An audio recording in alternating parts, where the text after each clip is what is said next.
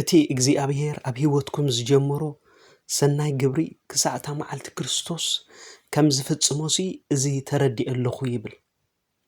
ኣብ ህይወትና ሰናይ ነገር ዝጀመሮ ነገር ኣየቋርጽን እዩ። ክሳዕ ክርስቶስ ዝመጽእ እንታይ ይከውኒ ኣየቋርጽን እዩ።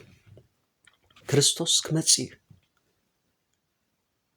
ሕጂ ዝደንግዮ ዘሎ ዘይመምጽኡ ኩሉ ሰብ ክድሕን ኩሉ ሰብ ናብ ህይወት ክመጽእ ማንም ሰብ ክጠፍእ ስለ ዘይፈቱ እዩ ደንግዩ ዘይመጸ ዘሎ እምበር እሱ ክመጽእ እዩ ብርግጽ ክመጽእ እዩ ኣይክድንጉን ድማ ይብል። ቅድሚ ምምጽኡ ግና ሰባት ናብ ድሕነት ክመጹ ናብ ህይወት ክመጹ ስለ ዝደሊ እዩ። ከምኡ እቶም ሰብ ገሊላ ክርስቶስ ክዓርግ ምስ ረኣይዎሲ 40 መዓልቲ ድሕሪ ሞቱን ትንሣኤውን 40 መዓልቲ ምስኦም ምስ ጸንሐስ ሽዑኡ እንዳረኣይዎስ ናብ ሰማይ ዓሪጉ እዚ ትርእይዎ ዘለኹም ክዓርግ ከሎሲ ከምኡ ኢሉሲ ክምለስ እዩ ኢልዎም። እዚ ሕጂ ትርእይዎ ዘለኹም ኣብ ቅድሚኹም ክዓርግ ከሎ ዝረኣኹሞሲ ከምኡ ኢሉ ድማ ክምለስ እዩ። ክርስቶስ ሓደ መዓልቲ ክምለስ እዩ። ብርግጽ ንሱ ክምለስ እዩ። ሓደ መዓልቲ ኢየሱስ ክርስቶስ ምስ ደቂ መዛሙርቱ ኮይኑ ብምኻድ መንገዲ ደኺሙሲ ኣብ ሓንቲ ዒላ ኮፍ በለ ይብለና። እቶም ደቂ መዛሙርቱ ከዓ መግቢ ክዕድጉ ናብ ከተማ ኸዱ ይብለና። መግቢ ክዕድጉ ናብ ከተማ ምስ ከዱ ግና ሽዑ ሓንቲ ሳምራዊት ሰበይቲ ማይ ክትቀድሕ መጸት ናብቲ ዒላ መጽያ። ሽዑ ኢየሱስ ከዓ እንታይ ኢልዋ ማይ ኮታ ኣስቲኒ ኢልዋ።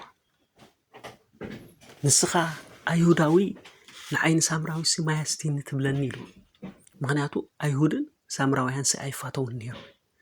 ከመይ ጌርካ ንዓይ ማይ ኣስቲኒ ትብል? እቲ ዝሓተክ ዘሎ መን ምዃኑ እንተትፈልጥሲ ንስኺ መለመንክ ኢላ። ንስኻ ደኣ መን ዲኻ? ካብዚ ነዚ ዒላ እዚ ዝሃበና ኣቦና ያዕቆብ ተዓቢ ዲኻ? ንሱን ደቁን ማለውሲ ካብዚ ዒላ እዚ ማይ ሰትዮም ካብዚ ማይ ዝሰተዩ ካብኡስ ንስኻ ተዓቢ ዲኻ ኢላቶ። ኣቲ ሰበይቲ ኢልዋ ካብዚ ማይ ዝሰቲ እዚ ክጸምእ እዩ። ካብቲ ኣነ ዝህቦ ማይ ግና ንዘለኣለም ኣይክጸምእ እዩ።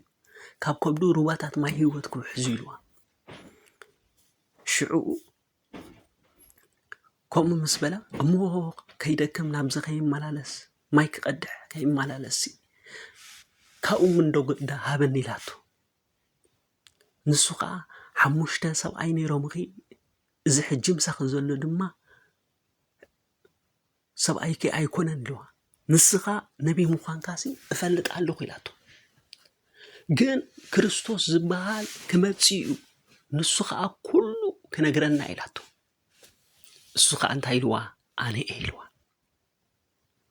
ሪኢኹም ክርስቶስ ክመጽእ ከሎ ኩሉ ነገር እዩ ዝነግረካ። ናይ ውሽጥካ ዘበለ እዩ ዝነግረካ። ስለዚ ከምኡ ኢልዋ ኣነ እየ ኢልዋ። እዚ ግን ከምኡ ዝብላ ዘሎ ግን ቅድሚ ሞቱን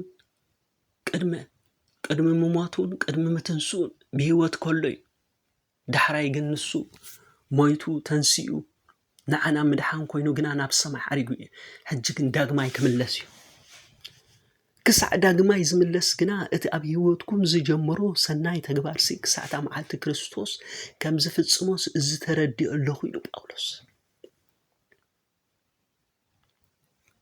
ሰናይ ነገር እንድሕር ኣብ ህይወትና ዘይብልና ኮይና እንታይ እዩ ዝብለና? ዝሓዘነ ተሎ ይጸሊ ኢሉ ዝተሓጎሰ ዘሎ ከዓ ይዘምር እዩ ዝብል። ሓደ ግዜ ታሪክ ናይ ኢዮብ ከምኡ ኮይኑ ደቁ ምሳኣነ ብሕማም ምስተወቕዐ ዝነበሮ ሃብቲ ኩሉ ምስ በረሰ ሽዑ እቶም ፈተውቲ ኢዮብ ዝነበሩ የዕሩኽቲ መጺኦም ከጸናንዕዎ እዮም መጺኦም። ግን እንተኾነ ኣብ ክንዲ ዘጸናንዕዎ ብዙሕ ነገራት ይዛረቦ ነይሮም። ዘጉሂ ነገር ኣምላኽ ምሳኻ እንተዝህሉሲ እዚ ኩሉ ነገርሲ ኣይምወረደካ ጻድቕ ተትኾንሲ እዚ ኩሉ ኣይምወረደካ እንዳበሉ ይወቕስዎ ነይሮም። ኢዮብ ከዓ ይጉህ ነይሩ። ኣብ መጨረሻ ግና እግዚኣብሔር እንታይ ኢልዎም? ሕጂ ኪዱ ናብ ኢዮብ ኪዱ ኢዮብ ምእንታኹም ድማ ከጽልየልኩም ኢልዎም። ኢዮብ ከዓ ምእንቲ ፈተውቱ እንታይ ገበረ ይብለና? ጸለየ ይብለና። እግዚኣብሔር ከዓ መሊሱ እንታይ ገበሮ ባረኾ ይብለና ንኢዮብ ክብርን ኣምላኽ እውን ስለዚ ጸልየሎ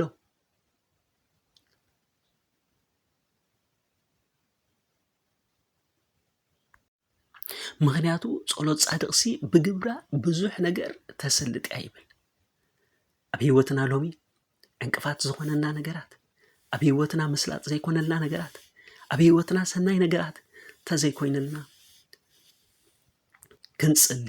ክጽልዩልና ምክንያቱ ጸሎት ጻድቕሲ ብግብራ ብዙሕ ነገር ተሰልጥ እያ ንዓይ ሰባት ይብሉኒ ንጽልየልካ ነርና ይብሉኒ ጽቡቕ እዩ ነንሕድሕድና ክንጻላለ ወይ ዝኾነ ነገራት ኣብ ሰባት ተርኢና ክንጽሊ ከም ዝግባእና ነቶም ሰባት ክንጽልየሎም ከም ዝግባእና ምክንያቱ እንታይ እዩ ኣብ ህይወቶም ዝመጽእ ሰናይ ነገር ኣሎ ብጸሎት ብዙሕ ነገር እንታይ ስለ ዝኸውን ስለ ዝቕየር ኢዮብ ምእንቲ ፈተውቱ ክጽሊ ከሎ ናቱ ቤት ከዓ ተባረኸት ይብለና